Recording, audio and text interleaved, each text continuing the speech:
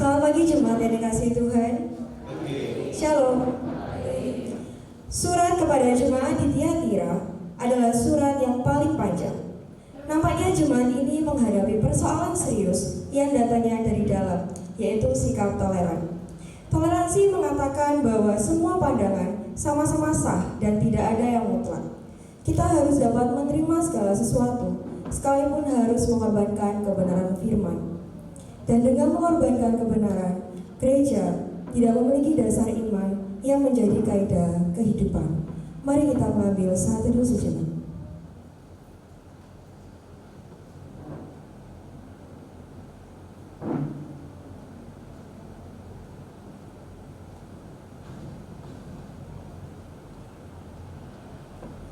Bagi Dia yang berkuasa supaya jangan kamu tersandung, dan yang membawa kami dengan tak bernoda dan penuh kegembiraan di hadapan kemuliaan-Nya, Allah yang esa, Juru Selamat kita, Tuhan Yesus Kristus, Tuhan kita. Bagi Dialah kemuliaan, kebesaran, kekuatan, dan kuasa, sebelum segala abad dan sekarang dan sampai selama-lamanya. Angkatlah hatimu kepada Tuhan, dan percayalah bahwa pertolongan kita adalah di dalam nama Tuhan, pencipta langit, bumi, dan segala isinya. Tuhan yang senantiasa menopang kehidupan gerejanya dan memeliharanya di dalam kasih karunia.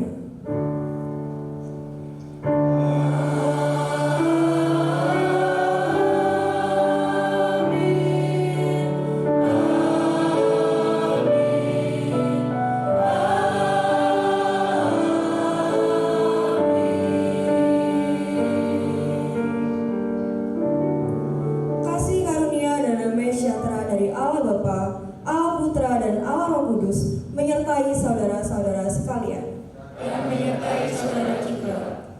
Sikap toleran inilah yang Yesus teguh dari jemaat Tiatira. Mereka tidak berani menolak dengan tegas terhadap masuknya pengajaran yang menyesatkan orang-orang percaya dan membiarkan perbuatan dosa di dalam jemaat. Pengaruh ajaran sesat melalui seorang rabia yang dijuluki wanita Isabel ini mengingatkan kita pada perjanjian lama, yaitu pada istri Raja Ahab, yang memperdaya dan memengaruhi raja dan seluruh bangsa Israel untuk berpaling dari Allah yang hidup dengan menyembah dewa Baal dan Asyera.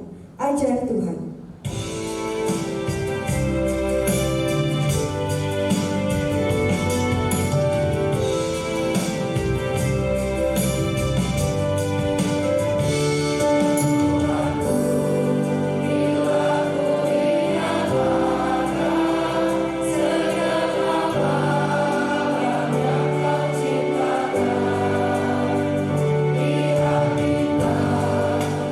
Dengan pujiku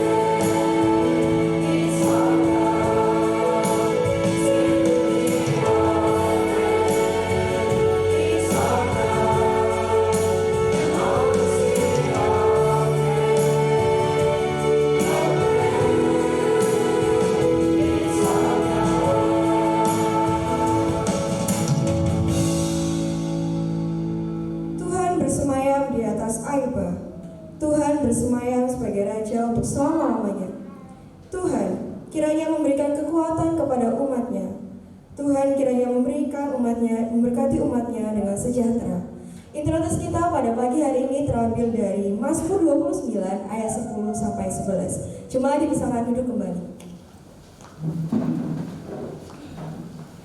Kepada yang belum tersesat, Yesus menasihati agar mereka tetap berpegang teguh pada kebenaran firman-Nya. Yesus berjanji bahwa mereka akan memerintah bersama-sama dengan Dia. Kepada mereka yang telah tersesat, Yesus memberikan kesempatan untuk bertobat, walaupun kesempatan itu terbatas. Kepada yang tidak mau bertobat, Yesus menegaskan bahwa Dia sendiri yang akan menghukumnya. Hanya debulah aku.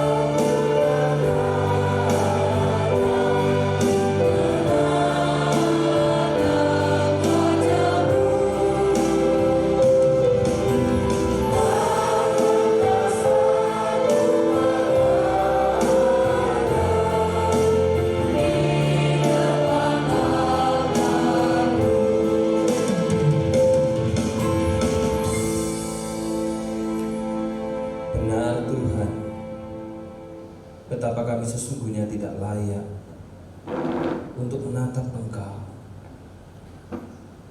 Kami tidak layak untuk datang kepadamu. Kami tidak pantas untuk menemui Engkau, Tuhan.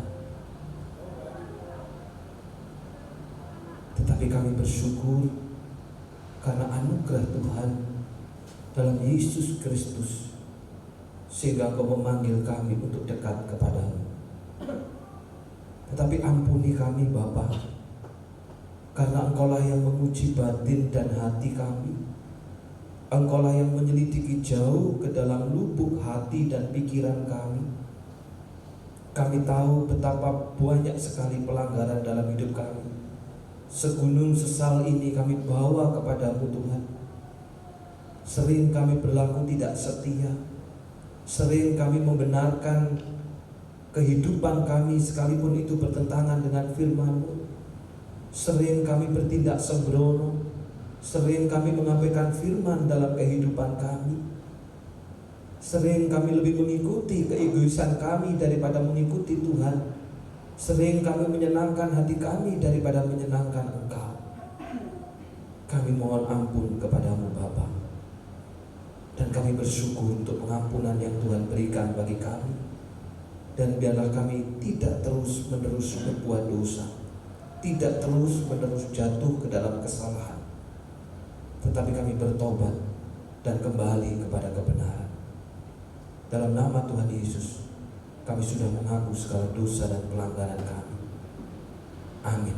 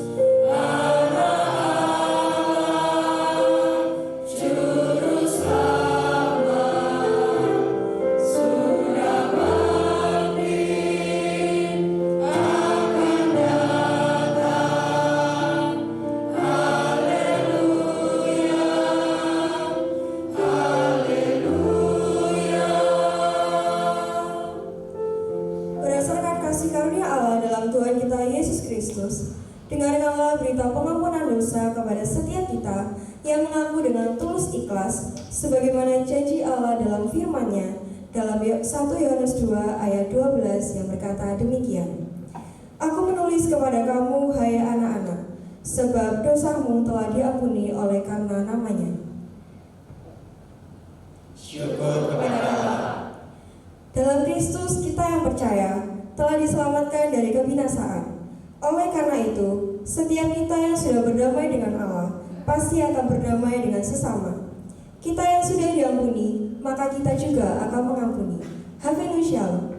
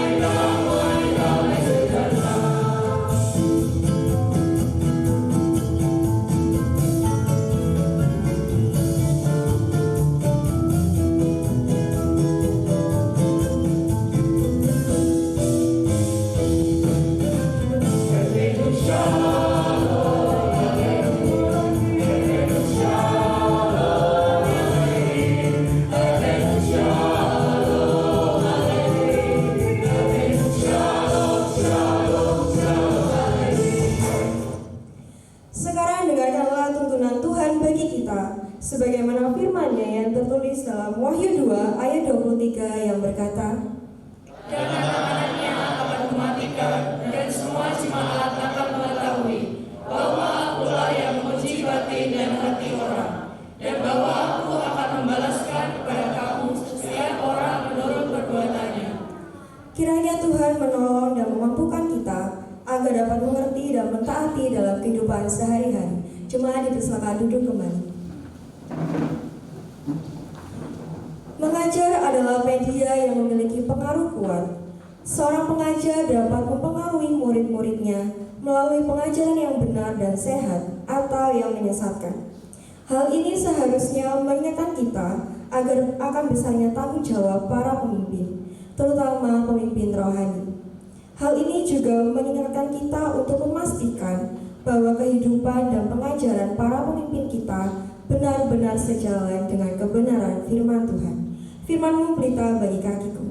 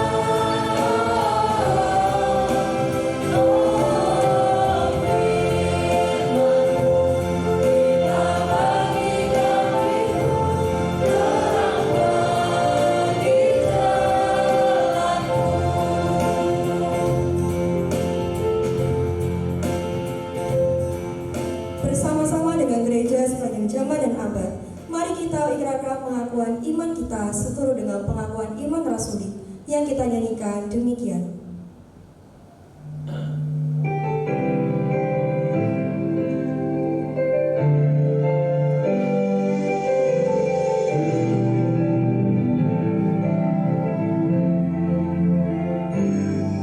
Percaya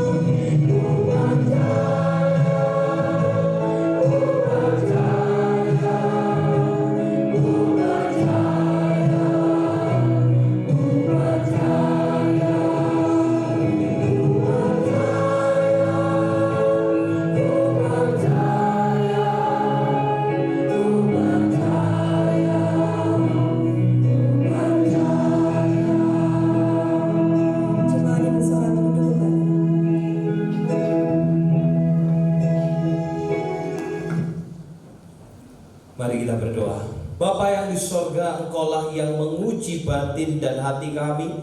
Engkaulah yang menyelidiki jauh ke dalam lubuk hati dan pikiran kami, Tuhan. Karena itu pada saat ini Tuhan, kami siap Tuhan uji hati kami.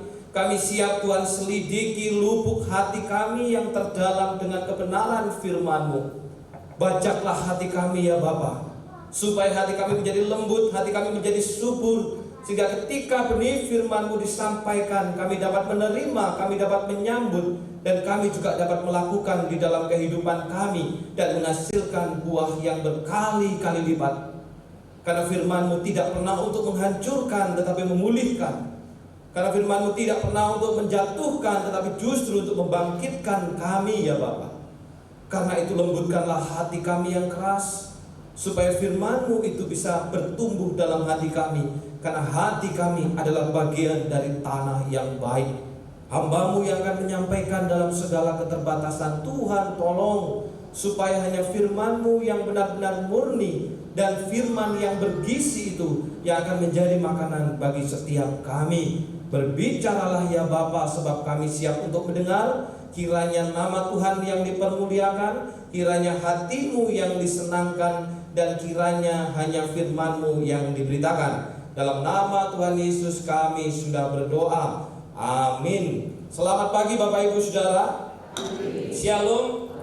Selamat pagi juga untuk Bapak Ibu Saudara yang ada di aula. Tuhan memberkati Bapak Ibu Saudara. Mari kita membuka Alkitab kita Saudara, dari Wahyu pasalnya yang kedua, ayat yang ke-18 sampai dengan 29. Tetapi saya mengajak kita membaca dari ayat yang ke-18 sampai dengan 25. Dari Wahyu pasalnya yang kedua, ayat yang ke-18 sampai dengan 25. Kita baca secara silih berganti. Saya ayat yang ke-18, Bapak Ibu Saudara ke-19, begitu seterusnya sampai dengan 25.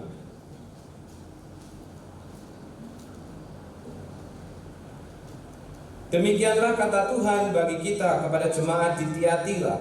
Dan tuliskanlah kepada malaikat jemaat di Tiatira, inilah firman anak Allah yang matanya bagaikan nyala api dan kakinya bagaikan tembaga.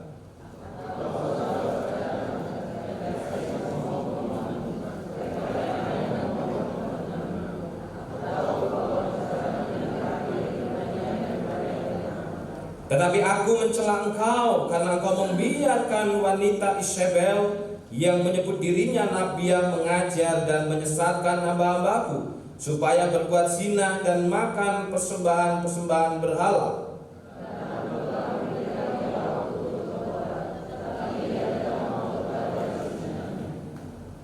Lihatlah, aku akan melemparkan dia ke atas ranjang orang sakit, dan mereka yang berbuat zina dengan dia akan kulemparkan ke dalam kesukaran besar, jika mereka tidak bertobat dari perbuatan-perbuatan perempuan itu.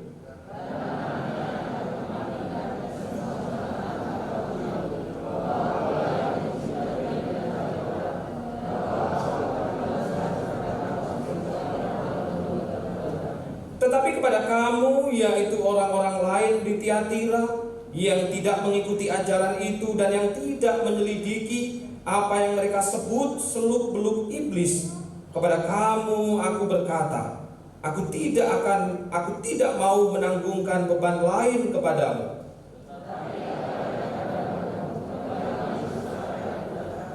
Akulah yang menguji batin dan hati orang. Berbahagialah Bapak Ibu Saudara yang membaca, merenungkan, dan melakukan dalam hidup kita. Saudara, kita sampai kepada satu jemaat, yaitu jemaat Tiatira. Akulah yang menguji batin dan hati orang. Apa maksudnya saudara? Saya memulai dengan satu kalimat ini Bapak Ibu. Saya yakin bahwa kalimat ini bukanlah kalimat yang asing di tengah kita. Yaitu apa? Jarnowis. Jarnowis, gak usah dipeksa. Jarnowis, daripada tukaran. Jarnowis, daripada gegeran. Jarnowis, daripada gak enak-enakan. Saudara, saya yakin kita tidak asing dengan kata ini. Bahkan jujur saudara, saya pun adalah salah satu orang yang kadang mudah berkata ini Bapak Ibu. Terutama Bapak Ibu itu terhadap Arthur. Ketika Arthur pulang dari luar kota, lalu paginya itu bangunnya telat, bangun jam 7, bangun setengah 8, bahkan bangun jam 8. Tapi Semuita itu pengennya supaya bangunnya tertib, tetap bangun jam 6. Lalu dibangunin saudara. Ketika dibangunin, ayo bangun. Saya berkata, jarno wis, sik capek, jarno wis sakno, daripada dia nanti kesel. Nah, saudaraku yang dikasih Tuhan, saya yakin kita tidak asing dengan kata ini. Dan barangkali kita berpikir saudara, ketika kita berkata jarno, itu artinya hanya sekedar membiarkan. Biarkan wis bangunnya telat, biarkan bangunnya siang. Selama ini bisa jadi kita hanya berpikir begitu saudara. Tetapi ternyata saudara, kata jarno itu bukan hanya sekedar membiarkan. Ketika kita berkata jarno wis, artinya saudara, kita mengizinkan, kita mendukung, kita menyetujui seseorang untuk melakukan sesuatu sesuai dengan apa yang dia inginkan, sekalipun itu bertentangan dengan firman. Jadi kalau ngomong jarno saudara, bukan sekedar membiarkan, tapi mengizinkan, menyetujui, mendukung orang itu melakukan sesuatu sesuai kemauannya, bahkan sekalipun bertentangan dengan firman. Saya memberi contoh saudara. Nah ini fenomena yang terjadi hari ini di tengah keluarga Kristen. Saya katakan di tengah-tengah keluarga Kristen, bukan cuma GKT Banyuwangi, bukan cuma semua GKT, seluruh gereja mengalami fenomena ini. Apa itu saudara? Yaitu ketika ngingetin anak. Saudara, ada anak diingetin, ayo ibadah, ayo pelayanan, ayo ikut persekutuan, ayo ikut baca Alkitab, ayo ikut saat teduh. Seringkali responnya anak gimana Bapak Ibu Saudara? Seringkali responnya gimana? Bersyukur kalau ada anak yang berkata siapa, itu bersyukur. Tetapi Bapak Ibu Saudara, ada banyak anak yang ketika diingatkan itu marah. Yang ketika diingatkan ayo ibadah, itu kesel saudara. Yang ketika diingatkan ikut pelayanan saudara, itu jengkel sama orang tuanya. Karena itu saudara, salah satu orang tua kemudian berkata apa? Jarno wis, gak usah dipaksa, gak usah diinget no. Daripada nanti dia ngambul gak mau ke gereja, daripada nanti dia gak ikut pelayanan, daripada dia nanti pada akhirnya gak mau baca Alkitab seumur hidupnya, jarno wis. Nanti kalau dia sudah sadar, maka dia pasti akan ke gereja sendiri. Pertanyaannya, kalau Tuhan ingatkan nyadarkan lewat dipukul saudara, apakah kita membiarkan anak kita dipukul Tuhan? Saudara, ketika kita berkata jarno, artinya saudara, saya dan Bapak Ibu Saudara mengizinkan, mendukung, menyetujui anak kita tidak ibadah, anak kita tidak pelayanan, anak kita tidak saat teduh, anak kita tidak baca Alkitab. Sehingga tidak heran ketika sudah dewasa, angel diajak ke gereja, angel diajak pelayanan, sulit diajak baca Alkitab. Kenapa saudara? Karena tanpa sadar kita sudah mendukung, menyetujui, dan juga merestui apa yang dia lakukan. Dengan kata apa? Jarno wis. Saudara, ini pula yang terjadi dengan jemaat Tiatira. Dan Tuhan berkata apa? Tidak aku sukai. Ada yang tidak aku sukai dari jemaat Tiatira. Karena apa? Jarno wis. Saudara yang dikasih Tuhan, jemaat Tiatira yang hari ini kita baca saudara, itu adalah sebuah jemaat yang kecil Bapak Ibu. Bukan gereja yang gede, tidak. Jemaatnya itu kecil, jemaatnya itu minimalis saudara. Sudah jemaat kecil, jemaat minimalis, gerejanya kecil. Jemaat Tiatira ini juga tinggal di sebuah kota yang kecil. Namanya adalah kota Tiatira. Kotanya itu di lembah Bapak Ibu. Sehingga apa? Mudah sekali diserang, mudah sekali dikuasai, mudah sekali dijajah oleh bangsa yang lain. Jadi saudara, umatnya kecil, gerejanya kecil, jemaatnya kecil, gedungnya kecil, kotanya juga kecil saudara. Tapi yang mengherankan Bapak Ibu Saudara, justru Tuhan memberikan surat yang paling panjang dibandingkan dengan keenam jemaat yang lain. Bahkan dikatakan saudara, Tuhan berkata, aku tahu kalian mengasihi sesama. Tuhan tahu betapa gereja ini baik dengan tetangga sekitar, memperhatikan tetangga sekitar, memperhatikan mereka yang bukan Kristen. Aku tahu engkau mengasihi sesamamu. Aku tahu engkau setia. Aku tahu engkau bekerja dalam pelayanan dengan luar biasa. Bahkan yang terakhir yang tidak kalah hebat saudara, Tuhan tahu bagaimana jemaat Tiatira ini tabah dalam menghadapi penderitaan. Dan itu karena iman saudara. Termasuk juga saudara pada saat itu Tuhan tahu jika jemaat Tiatira ini mengalami pertumbuhan iman, mengalami pertumbuhan dalam mempraktekkan iman. Tuhan tahu itu. Saudara, menarik saudara ya. Jemaat yang kecil, jemaat yang tidak gede, jemaat yang tidak besar, tinggal di kota kecil, jemaatnya kecil, gedungnya kecil, tapi ternyata Tuhan memperhatikan jemaat ini dengan luar biasa. Karena itu saudara, dalam hidup kita jangan pernah mengukur gereja itu berdasarkan ukuran besar dan kecil. Kalau gede, ini Tuhan berkati. Kalau besar, gedungnya bagus, ini pasti Tuhan berkati. Kalau kecil, ini berarti kurang mengimani. Tidak, saudara. Kenapa? Jemaat Tiatira paling kecil.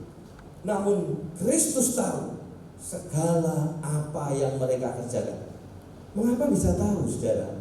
Sangat indah. Karena Tuhanlah yang menguji batin dan hati orang. Saudara, Tuhanlah yang menguji batin dan hati orang.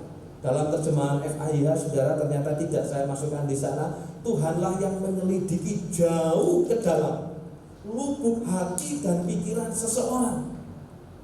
Sehingga saudara, walaupun gereja itu nampak kecil di mata manusia, nampak mungkin juga kecil dan gedungnya juga kecil, tapi ternyata Tuhan tahu kedalaman hati daripada gereja dan jemaat itu. Tuhan tahu pelayanan mereka. Termasuk Bapak Ibu Saudara, Tuhan tahu pelayanan Bapak Ibu dan Saudara. Baik mungkin yang kelihatan maupun yang tidak kelihatan, saudara, Tuhan tahu pelayanan kita. Apakah itu dengan kesungguhan, apakah itu dengan ketulusan, apakah itu dengan kekudusan, apakah itu karena panggilan, atau juga karena yang lain, saudara. Tuhan tahu pelayanan saya dan Bapak Ibu Saudara, karena Tuhanlah yang menguji batin dan hati orang. Nah, saudara, tapi bukan berarti begini Bapak Ibu Saudara ya, kalau Tuhan tahu berarti nggak usah ada dilaporin dan laporin kan begitu, nggak usah ada laporan. Beda saudara, itu beda cerita saudara. Contoh, ketika saudara bawa persembahan, Tuhan tahu Bapak Ibu kejujuran kita, kekudusan kita, ketulusan kita ketika membawa korban persembahan itu. Tapi perlu dilaporkan. Kenapa? Karena ini jemaat saudara, gereja, persekutuan, organisasi juga selain dari organisasi, di mana harus tahu laporannya jelas dan terang. Sekali lagi saudara, Tuhan yang menguji batin dan hati orang. Karena itu saudara, sekalipun di mata manusia jemaat Tiatira ini nampak kecil, tapi mereka dikatakan apa? Begitu semangat di dalam memperhatikan sesama. Nampak sempurna saudara ya, kesetiaannya, pelayanannya, bahkan pertumbuhannya di dalam iman. Tapi yang mengherankan dalam ayat yang ke-20 dikatakan apa saudara? Aku mencela engkau. Saudara, heran saudara ya, kadang berpikir apa sih maunya Tuhan Allah itu? Bukankah ini jemaat juga dikatakan nyaris sempurna? Perhatiannya ke tetangga sangat bagus, ciamik sekali saudara, kasihnya kepada tetangga sekitar. Bahkan pelayanannya, kesetiaannya, ketabahannya, termasuk juga pertumbuhan rohaninya, itu ciamik saudara. Tapi dalam ayat yang ke-20 saudara, aku mencela engkau. Dalam terjemahan yang lain saudara, ada satu hal yang tidak disuka dari jemaat Tiatira ini. Nah kalau begitu saudara, jadi apa yang harus dilakukan gereja? Kalau sudah nyaris sempurna aja, ternyata masih ada yang tidak Tuhan suka. Apa yang harus kita lakukan saudara? Karena itu Bapak Ibu Saudara, panggilan saya dan Bapak Ibu Saudara itu menyenangkan hati Tuhan. Saudara, Tuhan memanggil kita untuk apa? Ayo terus menerus apa? Senangkan hati Tuhan. Bukan menyenangkan hati hamba Tuhan, bukan menyenangkan hati pendetanya, bukan menyenangkan penatuannya, bukan menyenangkan pengurusnya, bukan menyenangkan jemaatnya yang lain, bukan saudara. Tapi senangkan hati Tuhan. Kenapa saudara? Kalau kita menyenangkan hati manusia, kita akan kecewa. Karena manusia itu bisa berubah. Tidak usah ngitung hari saudara, ngitung jam saja berubah. Contohnya siapa Bapak Ibu? Petrus. Saudara, beberapa saat sebelumnya Petrus berkata kepada Yesus, saudara, Tuhan, kalaupun semuanya meninggalkan Engkau, terguncang imannya, aku sekali-kali tidak. Wah, saudara gagah ya. Aku tidak akan tergoncang, aku akan ikut Tuhan, tidak akan pernah tergoncang imanku. Tapi baru beberapa saat, saudara, ditanya seorang perempuan, bro, kayaknya dari logatmu ini kayak orang Galilea ini ya. Kenal kan dengan Yesus itu? Dia sudah berkata apa? Sorry bro, sumpah deh gak kenal gua sama itu. Gak kenal, bener-bener gak kenal. Loh saudara, baru beberapa saat sudah berubah saudara. Itulah manusia. Tapi kalau kita menyenangkan hati Allah, Allah tidak akan pernah berubah. Makanya panggilan gereja, panggilan jemaat adalah berjuang untuk menyenangkan hati Allah. Dan kalau berjuang menyenangkan hati Allah, saudara, dilakukannya bukan asal-asalan, dilakukannya bukan sembarangan. Justru akan kita lakukan yang terbaik, yang semaksimal mungkin. Karena saya tahu ini saya lakukan untuk Allah. Nah saudaraku yang dikasih Tuhan, jemaat Tiatira di mata manusia itu kayak sudah sempurna, kayak sudah komplit sudah. Tapi ternyata masih Tuhan celah. Ternyata ada yang tidak disukai dari jemaat Tiatira. Pertanyaannya apa sih sebenarnya yang enggak Tuhan suka dari jemaat Tiatira yang kalau dilihat secara manusia itu sudah ciamik? Apa yang tidak Tuhan suka? Mari kita baca saudara. Saya mengajak ini kita membaca 1, 2, 3. Karena engkau membiarkan wanita Isabel yang menyebut dirinya nabiya mengajar dan menyesatkan hamba-hambaku. Saudara perhatikan, yang ciami itu banyak saudara. Perhatian kepada sesamanya ciami, kesetiaannya ciami, pelayanannya ciami, pertumbuhannya ciami saudara. Tapi ada satu hal yang tidak Tuhan suka. Walaupun ini ciami, satu yang gak suka, tidak ada artinya di hadapan Tuhan. Karena Tuhan yang bilang saudara ya, bukan orang. Kalau orang ngomong aku gak suka, lah itu relatif saudara. Sukanya soal apa? Tapi kalau sudah Tuhan yang ngomong, Tuhan yang mendirikan gerejanya. Saudara, ada satu yang tidak Tuhan suka. Apa yang tidak Tuhan suka? Karena mereka membiarkan ngejarno seorang perempuan yang disebut sebagai Isabel, bukan nama sebenarnya saudara ya, yang disebut sebagai Isabel mengajar dan menyesatkan hamba-hambaku. Saudara, siapa yang ngejarno ini? Siapa yang membiarkan ini? Pemimpin, saudara. Saya sebenarnya cukup berat ketika berbicara ini, tapi ini kata Tuhan. Saya harus sampaikan, saudara. Siapa yang membiarkan? Siapa yang ngejarno, saudara?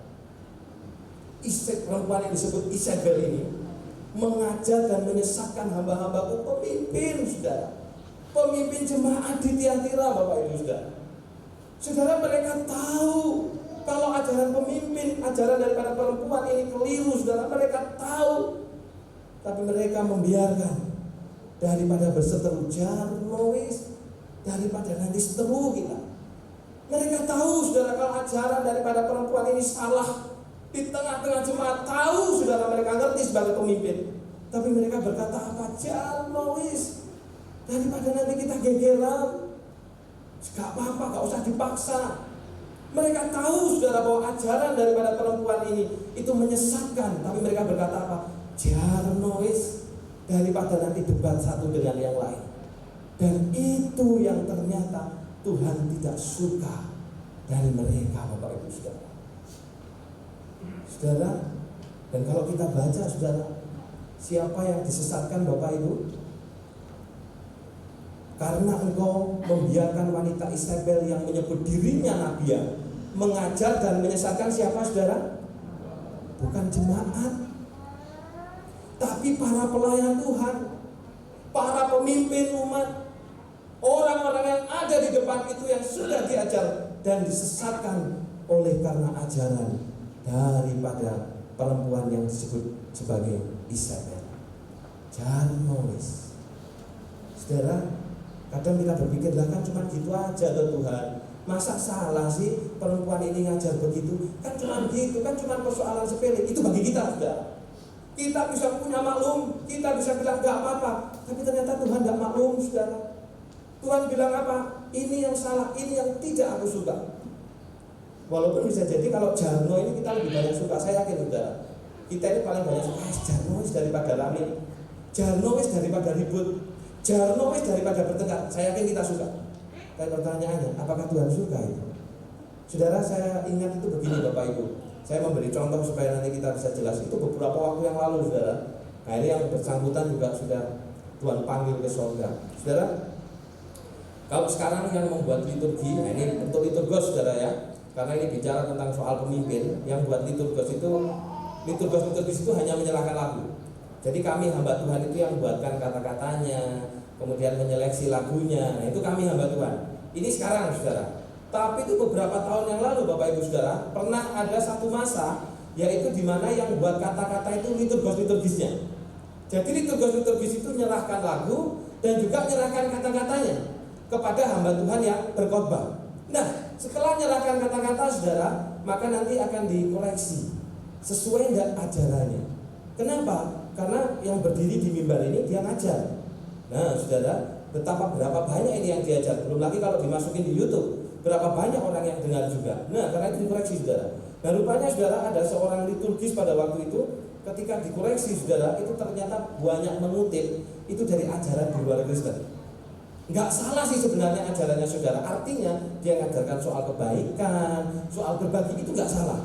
Tapi pusatnya bukan Kristus, pusatnya diri sendiri, karena diambil dari ajaran di luar daripada Kristen saudara. Nah, karena itu saudara, maka dikoreksi dan dikatakan ini keliru, digantilah yang baru. Jadi dibenarkan saudara ya, setelah dikoreksi diganti, ini yang benar, ini ajarannya ini dikasih semua sudah. Waktunya mimpin saudara, ternyata diganti semua lagi.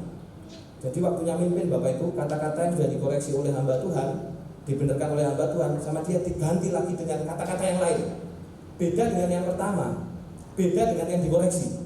Dan yang diganti itu saudara sekali lagi dicomot juga dari ajaran yang lain, saudara, dicomot lalu dimasukkan di situ, lalu dipimpin di depan. Pertanyaannya saudara, dijarno atau diingat no? Dijarno atau diingat no saudara? Dijarno atau diingat no? Kadang bisa jadi kita nggak tahu loh saudara. Ya kayaknya bener sih. Nah gitu kan saudara. Saudara, saya yakin kita masih berkata, jarno lah daripada nanti ngambul, daripada nanti nggak mau mimpin lagi, jarno lah. Nah pertanyaannya saudara, berapa orang yang sudah mendengar ajaran yang salah ini Bapak Ibu saudara? Apakah kita juga tidak kasihan dengan mereka yang di sini, yang di luar kota yang dengar? Saudara yang dikasih Tuhan, lalu pada waktu itu saudara ternyata diingatkan. Nah dan ketika diingatkan saudara, ternyata ya tetap apa? Nggak terima pastinya. Tetapi saudara, ini ajaran Tuhan. Kenapa saudara Tuhan mau bahwa kita itu mengingatkan? Karena apa? Ini gerejanya. Tuhan memelihara lewat firman yang murni. Karena itu Tuhan mau menjaga gerejanya juga di dalam kemurnian.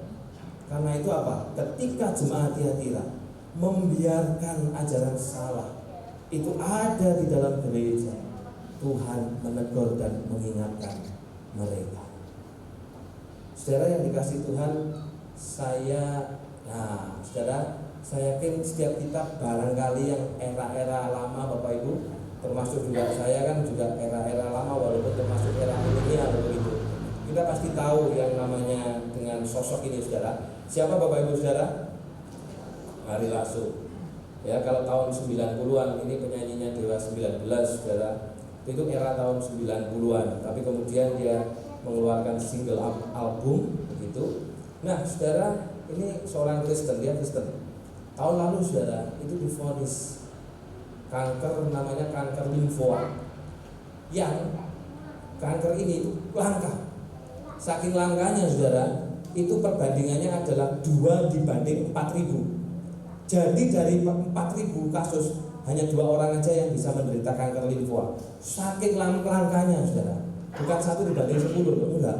2 dibanding 4.000. Saking langkanya.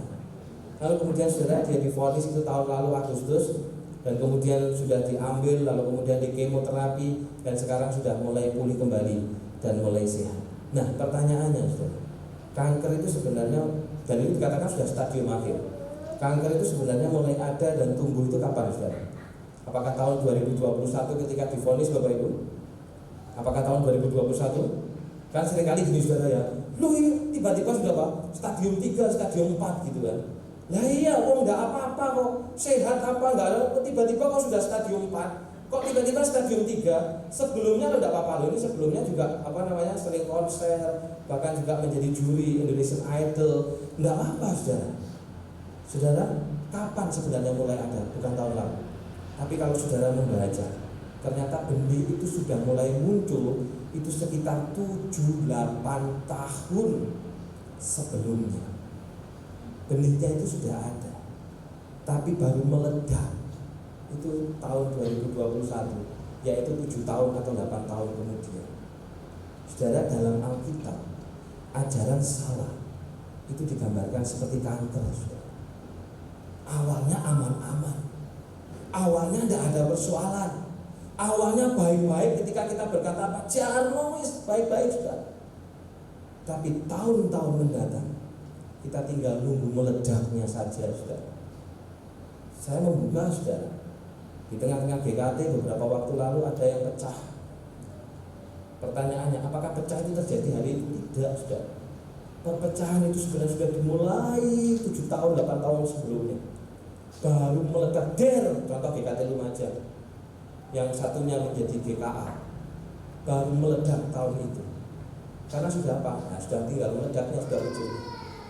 Dalam Alkitab ajaran salah seperti kanker, aman, tapi pada akhirnya kita akan menuai apa yang dinamakan dengan sebuah ledakan, bahkan perpecahan.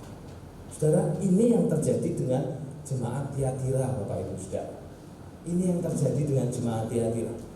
Mereka nampak sempurna, mereka nampak komplit, mereka nampak baik, tapi ternyata Tuhan celah.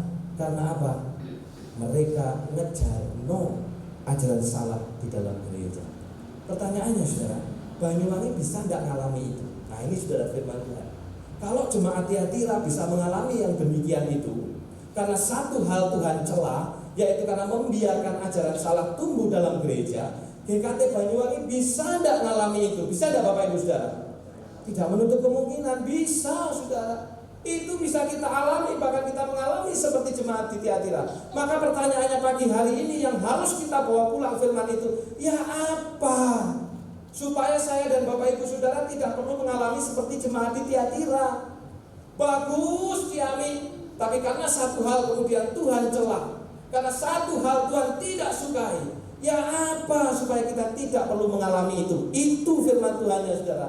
Maka dikatakan dalam ayat 25, tetaplah berpegang pada apa yang ada padamu sampai aku datang. Ini saudara, supaya kita tidak perlu mengalami seperti yang dialami jemaat Tiatira. GKT Banyuwangi adalah apa? Tetaplah berpegang pada apa yang ada di tengah-tengah kita.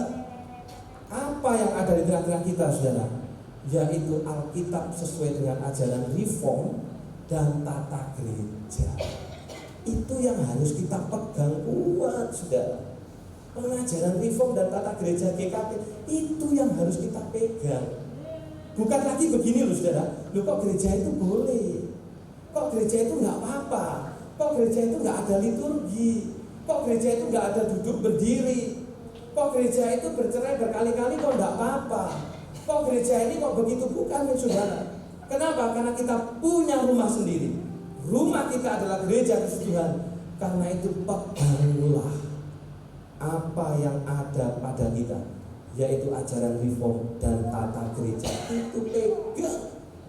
Bahkan sekalipun sesama GKT saudara, seringkali kan gitu kita lihat, loh GKT itu kok boleh, loh yang GKT sana kok juga boleh begini, loh GKT itu kok nggak apa-apa.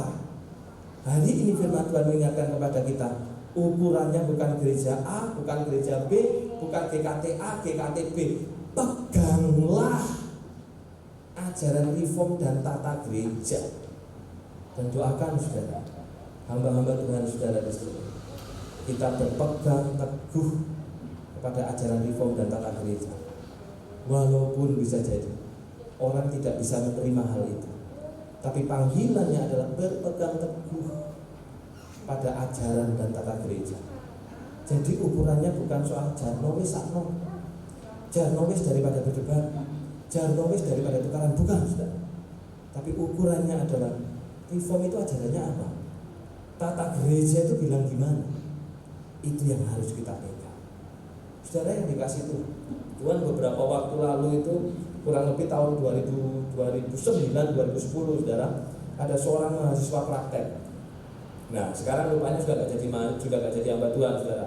Jadi rupanya sekarang jadi ibu rumah tangga, karena suaminya itu bukan hamba Tuhan, akhirnya jadi ibu rumah tangga. Nah, saudara, tahun 2010 itu ada mahasiswa praktek dari Aletheia, saudara. Nah, ketika sedang ngajar, Bapak Ibu Saudara, dia itu ngajar itu begini. Pada jemaat pada waktu itu baru diajari bahwa gini, kita itu nggak bisa lihat setan. Nah, itu ajarannya, saudara ya. Karena di dalam tata gereja, di dalam buku katekisasi, saudara, sudah dijelaskan bahwa setan dan sebagainya itu roh, itu seperti angin. Makanya kita itu nggak pernah bisa lihat. Itu ajarannya, saudara. Lah rupanya, saudara, baru diajari jemaat. Rupanya dia ini ngajari itu beda, saudara. Dia ngajari apa? Oh enggak, kita itu bisa lihat kok. Nah, lalu saudara, oleh pendeta Hardinas, karena sebagai gembala yang bertanggung jawab atas mimbar, ketika di belakang itu diingatkan, saudara. Jadi diingatkan, lalu disampaikan, maaf lu, salah tadi. Ajaran Alkitab mengajarkan kita nggak bisa lihat. Ternyata dia nggak terima, saudara. Dia berkata, oh bisa. Siapa bilang nggak bisa, dosen saya aja juga bisa kok. Dosen saya lo juga bisa. Loh iya, itu kan dosen, tapi Alkitab bukan begitu. Nah, saudaraku yang dikasih Tuhan, pada saat itu, saudara, saya berpikir dalam hati saya berpikir gini, pendeta ini kok cek nemen nih. Itu dalam hati saya, saudara. Wong cuma salah ngajar titik aja kok diinget no. Itu dalam hati saya, saudara. Kenapa enggak SBNO lah? Toh hanya cuma ngajar titik aja, hanya soal bisa melihat dan tidak bisa melihat aja. Kenapa sampai harus diingatkan? Kenapa enggak dijarok? Kenapa enggak dibiarkan? Hari ini saya sadar, saudara.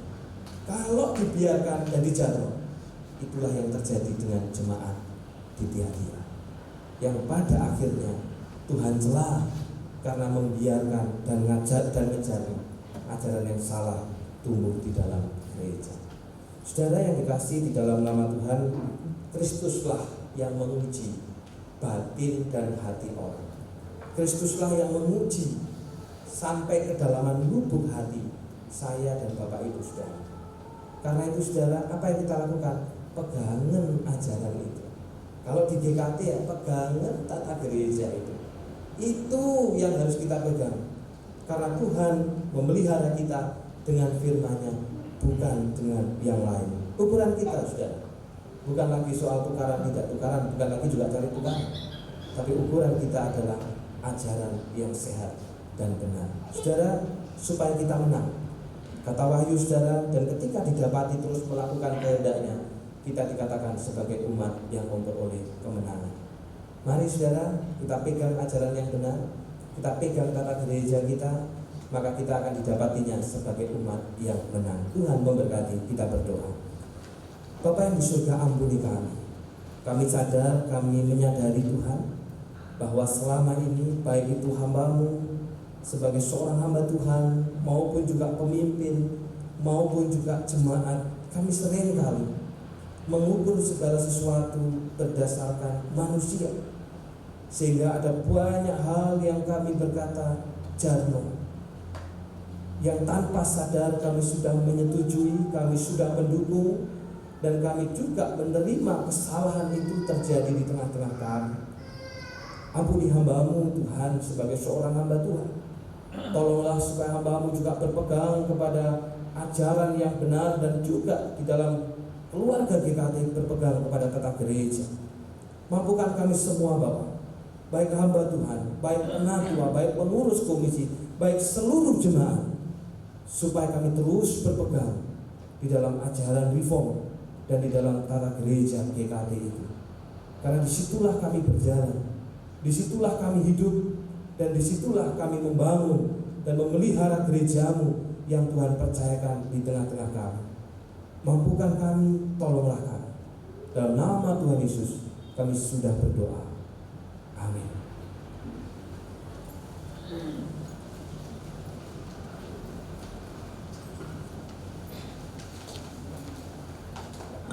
Mari kita berdiri. Mari kita meresponi firman Tuhan dengan membaca Katekismus Heidelberg, minggu ke-6, pertanyaan dan jawaban ke-16. Mengapa dia harus seorang manusia yang benar dan sejati?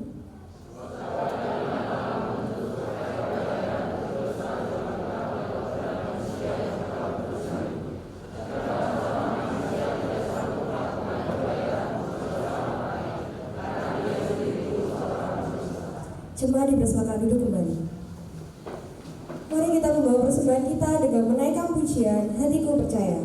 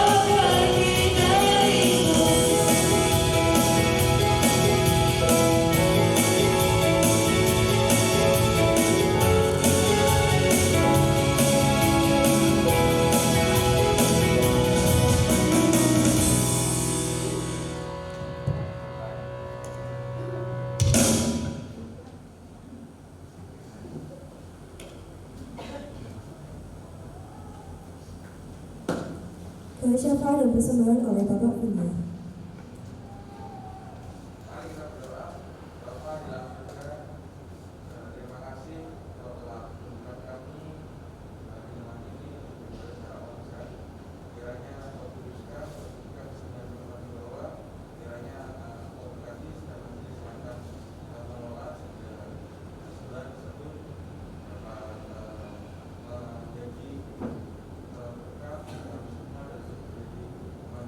Pelayanan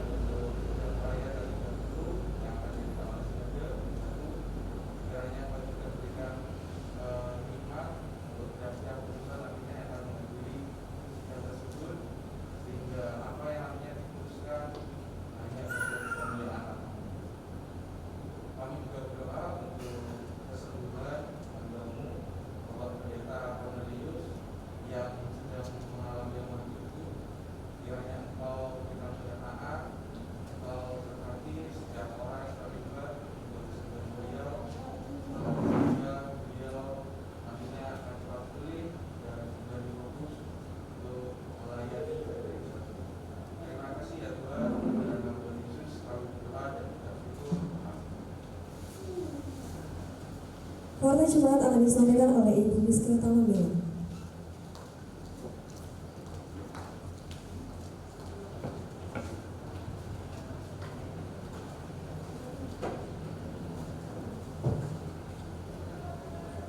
Shalom. Selamat pagi Bapak Ibu, Saudara-saudari, juga anak-anak yang dikasihi oleh Tuhan.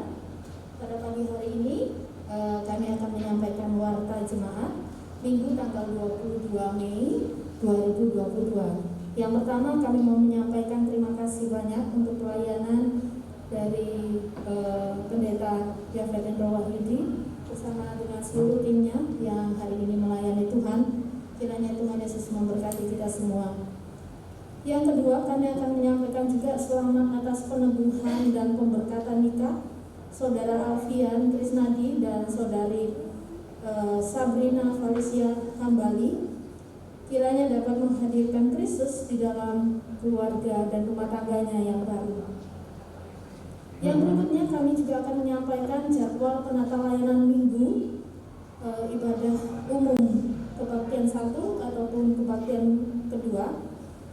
Kebaktian umum 1 akan dilaksanakan pukul 7, kebaktian umum kedua akan dilaksanakan pukul 4. Minggu 29 Mei 2022, pengkhotbah oleh Pendeta Hartinasli, liturgos atau liturgis, kebetulan nanti akan liturgis, Saudari Bella dan Saudari Kalista. Pemusik Ibu Inowati Tugu, warta Bapak Suryati.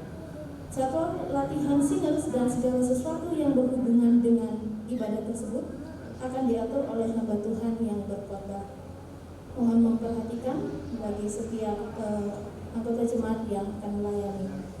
Yang berikutnya adalah persekutuan doa Rabu tanggal 25 Mei 2022 akan dilaksanakan pukul 18 waktu Indonesia Barat dan akan digabungkan dengan ibadah kenaikan Tuhan Yesus pada hari Kamis tanggal 26 Mei 2022 yang akan dilaksanakan pada pukul 18 waktu Indonesia Barat secara online. Oleh karena itu, mari kita mempersiapkan diri bersama-sama. Yang berikutnya adalah retreat remaja pemuda GKT Banyuwangi akan diadakan pada hari Rabu sampai hari Kamis tanggal 25 sampai 26 Mei di Hotel Grand Harvest Banyuwangi dengan jumlah peserta sampai hari ini adalah 65. Wah, sudah bertambah Bapak Ibu, sudah 65 peserta. Mari kita mendukung anak-anak kita supaya mereka ikut terlibat dalam kegiatan ini. Informasi tambahan, untuk keberangkatan akan ada 2 rombongan. Keberangkatan pertama itu pukul 13 atau pukul 1 siang. Itu akan anak-anak diharapkan berkumpul di gereja. Keberangkatan kedua adalah pukul 3 sore. Pukul 3 sore di SMAK.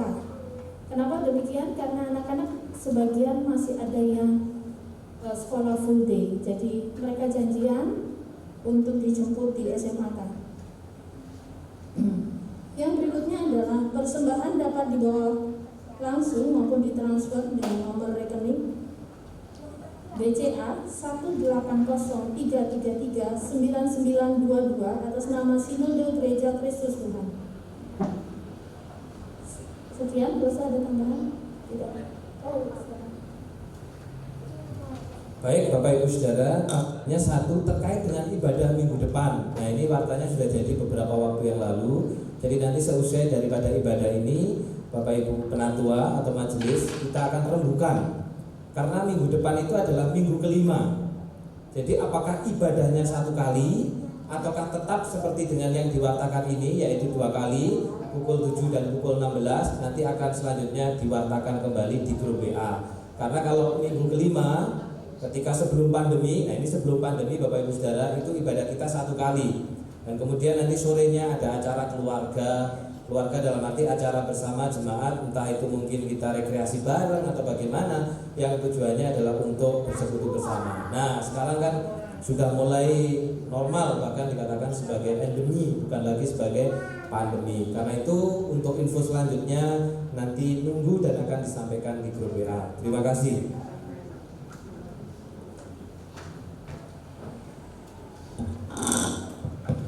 kita bangkit berdiri. Arahkanlah hatimu kepada Tuhan. Arahkan hati kami kepada Tuhan. Pulanglah dan hiduplah dalam ketaatan, kekudusan, dan persekutuan dengan semua orang. Kiranya Roh Kudus memberi kekuatan dan meneguhkan kami untuk hidup dalam ketaatan, kekudusan, dan persekutuan dengan semua orang. Bangunlah persekutuan yang saling menguatkan, meneguhkan, dan menyempurnakan, sehingga tercipta persekutuan yang benar dalam keluarga, gereja, dan masyarakat. Syukur kepada Allah. Terpujilah Tuhan. Kini dan selamanya. Doxologi berkat oleh Pendeta Yafet, dan kita tutup dengan pujian. Amin.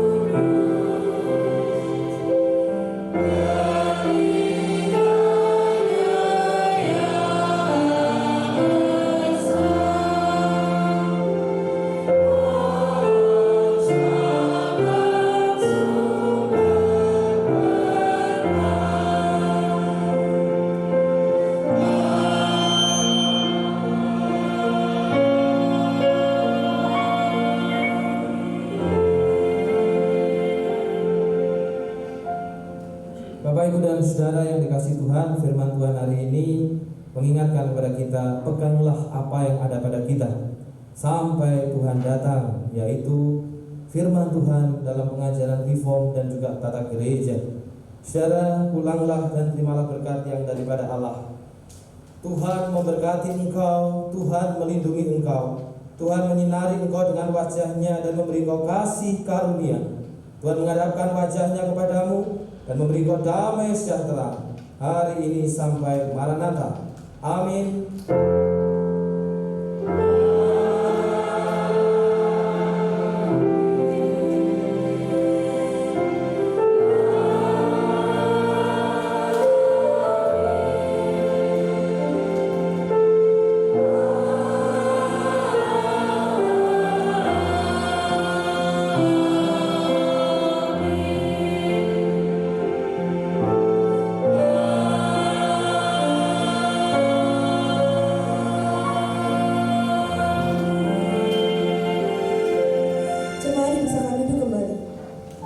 Silakan mengambil saat teduh. Kebaktian kita pada pagi hari ini selesai. Tuhan Yesus memberkati.